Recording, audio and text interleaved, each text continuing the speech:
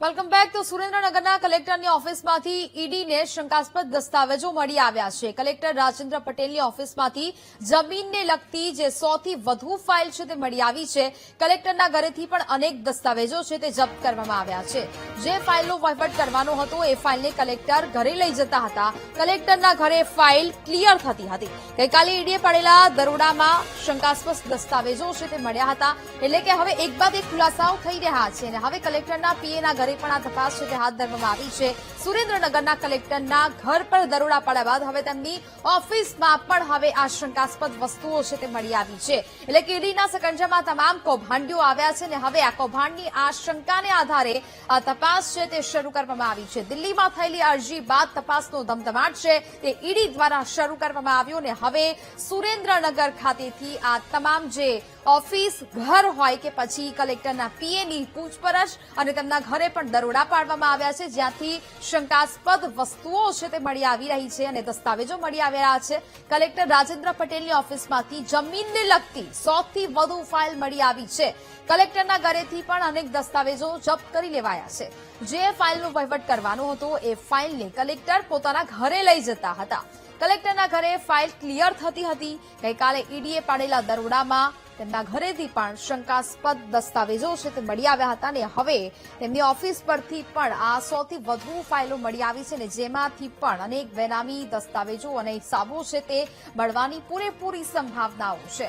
કાયદાનું ઉલ્લંઘન સંબંધિત અત્યંત સંવેદનશીલ કેસની આ તપાસ છે તે ઈડી દ્વારા કરવામાં આવી રહી છે અને હવે એક બાદ એક તપાસમાં મોટા ખુલાસાઓ થઈ રહ્યા છે।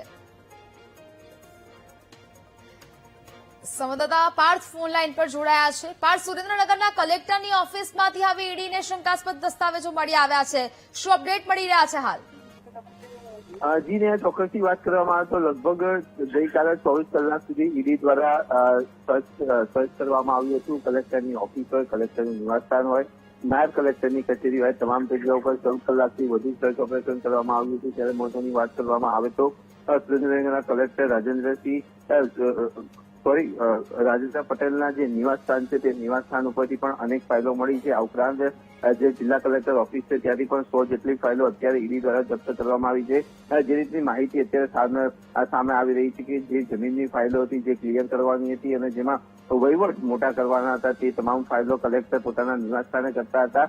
સાથે જ વાત કરવામાં આવે તો 20 થી વધુ ફાઇલો એવી છે કે જે તેમના નિવાસસ્થાન ઉપરથી હાલમાં જપ્ત કરવામાં આવી છે। આ ઉપરાંત વાત કરવામાં આવે તો અત્યારે જે 1500 કરોડ રૂપિયાનું કૌભાંડ છે તે કૌભાંડમાં પણ કઈ રીતે તેઓએ પૈસા આદર્યા છે, આ ઉપરાંત તે પૈસાનો વહીવટ કઈ રીતનો થયો છે, ક્યાં ક્યાં તે પૈસાને અત્યારે સગે વખત કરવામાં આવે છે, આ તમામ મુદ્દે અત્યારે ઈડી દ્વારા પણ તપાસ હાથ ધરવામાં આવી છે। અને જે ચંદ્રસિંહ મોરી છે કે જે નાયબ કલેક્ટર છે કે જેઓએ અહીંયા મુખ્ય ભૂમિકા તેઓએ આ સમગ્ર કૌભાંડમાં ભજવી છે તેમના ઉપર પણ અત્યારે તપાસ હાથ ધરવામાં આવી છે। આ ઉપરાંત નાયબ કલેક્ટર પાસે પણ કઈ ફાઇલો હતી અને તે ફાઇલો કઈ રીતે ક્લિયર કરતા હતા, આ ઉપરાંત તેમના નિવાસસ્થાન અને તેમના ઓફિસમાંથી પણ અનેક ફાઇલો ઈડી દ્વારા અત્યારે હાલમાં જપ્ત કરવામાં આવી છે। જી બિલકુલ પાર્થ, જાણકારી બદલ આભાર।